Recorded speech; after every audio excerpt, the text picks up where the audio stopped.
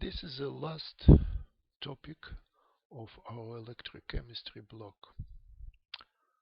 In Harris's chapter Electroanalytical Techniques. From this chapter, I will cover only two topics: electrogravimetric analysis and coulometry. We also have Karl Fischer titration, but there is separate tutorial posted on YouTube that I strongly encourage you to watch. Please read these topics in your book. Pages are different in different editions. Let's consider the simplest electrogravimetric approach. Suppose we put copper electrode and platinum electrode in a beaker that contains copper salt, so it has Cu2 plus ions dissolved in water. Then we apply some potential, so electrons are coming from platinum electrode to copper electrode. Copper precipitates on copper electrode, and oxygen gas liberates at platinum electrode. Potentiometer measures voltage applied by the power source. Ammeter measures current flowing through the circuit. Electrode on which reaction of interest occurs is called working electrode. We are interested in copper depositions, so working electrode is copper electrode. Other electrode is counter electrode. So reaction on cathode working electrode is Cu2 plus 2 electrons making copper solid. On anode, it's water making oxygen gas and 2H plus ion. So total net reaction is water plus copper ion making copper solid, oxygen gas, and 2H plus. So acidity will be increasing during this process. We can calculate how much analyte will be produced. Mass of our analyte, copper in this case, will be formula weight of analyte, so atomic mass of copper, multiplied by current, multiplied by time of the process, and divided by number of electrons in this reaction, so it's 2. And Faraday constant. We have seen this equation before.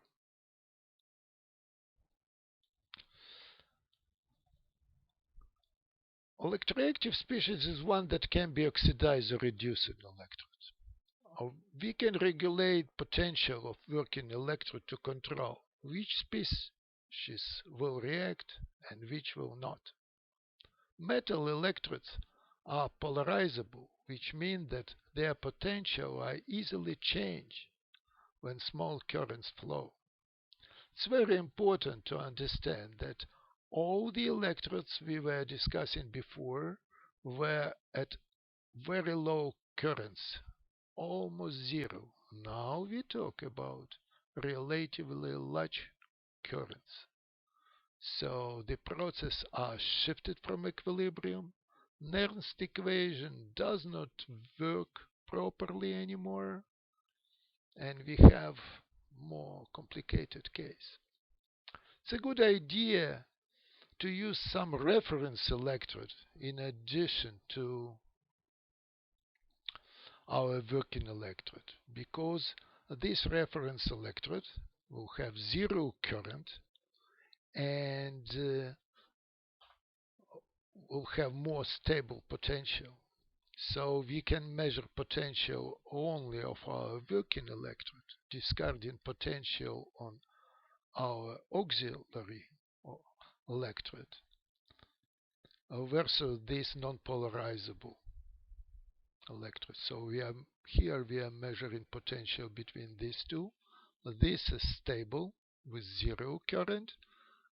This is not stable with high current. Current flows from auxiliary to working, but not through reference.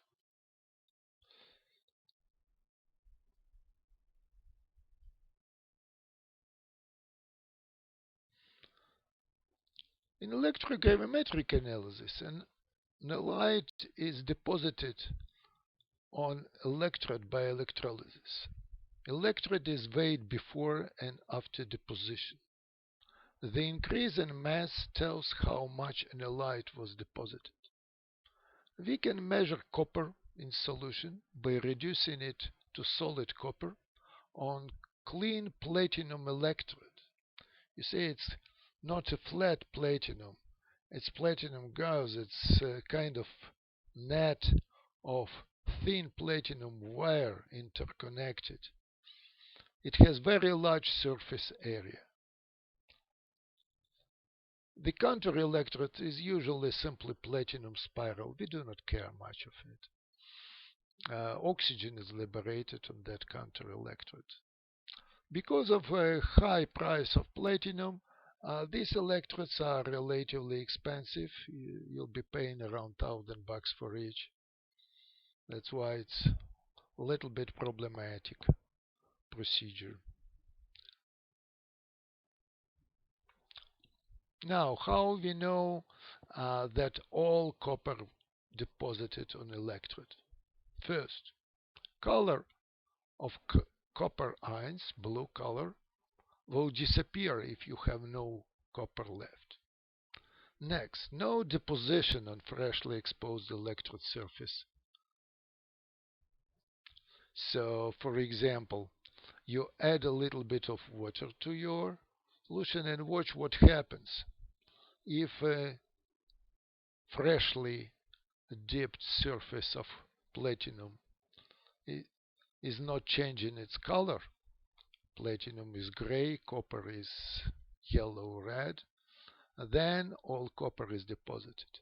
Now it's a good idea instead make a qualitative test for copper in solution, so you are certain that nothing is left.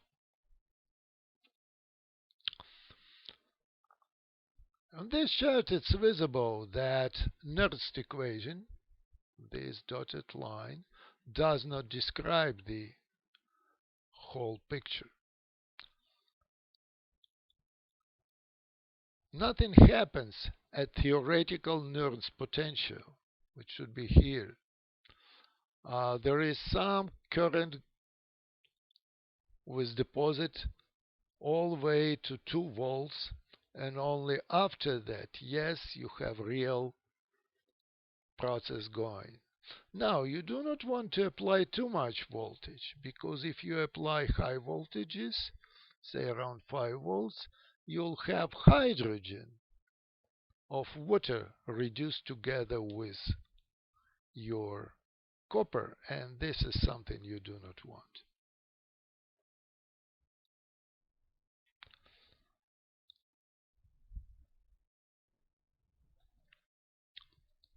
Another electrochemical titration procedure is coulometric titration.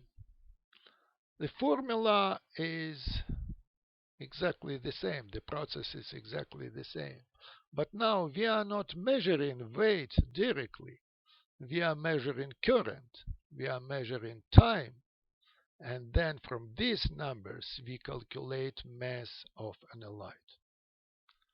So coulometric methods, all of them, are based on measuring the number of electrons that participate in chemical reaction. So the method is based on counting electrons. Let's look at this example. On our electrode we have bromine Br2 generated from bromide ions. So there is no oxidant before, but on electrode you have 2 Br making Br2. Now bromine, you know from organic chemistry, can react with organic compounds, making brominated compounds. In this case, bromine reacts with high cyclohexene to make dibromocyclohexene quantitatively. The initial solution contains a known quantity of cyclohexene and large amount of bromide, no bromine present. When bromine is generated, it reacts with cyclohexene to make dibromocyclohexene. When just enough bromine generated to react with all cyclohexene, moles of electrons are exactly equal to moles of bromine atoms, or twice the moles of bromine molecule, and therefore twice the moles of cyclohexene. So from there we can calculate how much was. Example. We have 2 milliliter volume containing 0.6113 milligram of cyclohexene per milliliter to be titrated. How much time is required for titration at constant current of 4.825 milliamps? Now, number of electrons is N, that is required per one molecule of cyclohexene. So solution will be, first question, how many moles of cyclohexene we have? 2 mils multiplied by number of milligrams per mil, so we know how many milligrams, divided by formula weight of cyclohexene, which is 82,146.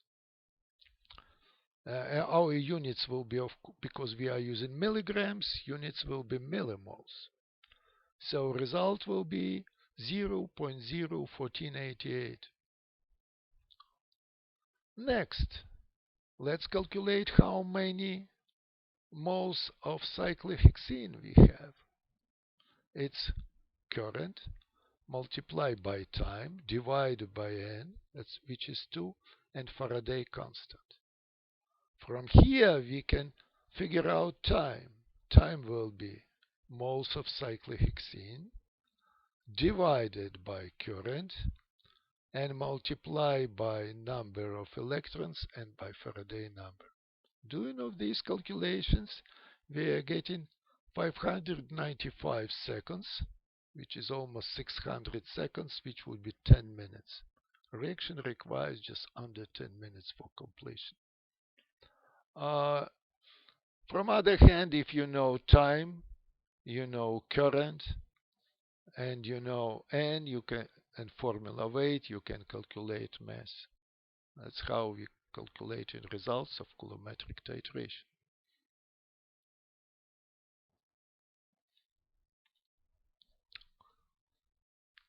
This will be apparatus for our titration. Reactive species are generated at anode,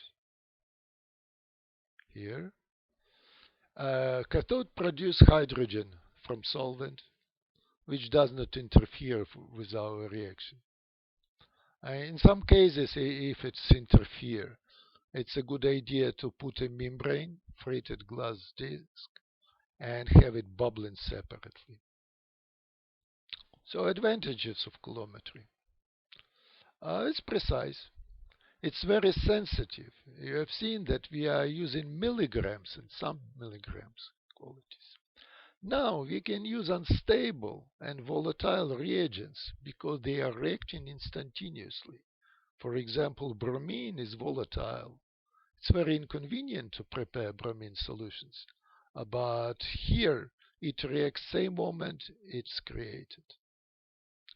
Coulometry employs either constant current, as in this example, or control potential.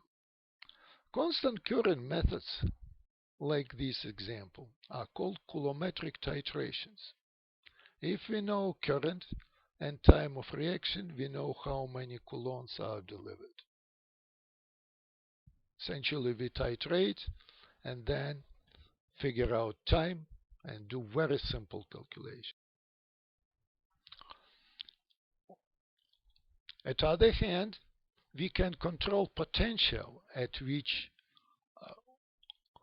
coulometry is going using 3-electrode cell, which is similar to what we were using for electrode. This is more selective because we know the potential, we fix it, and all foreign stranger compounds are excluded.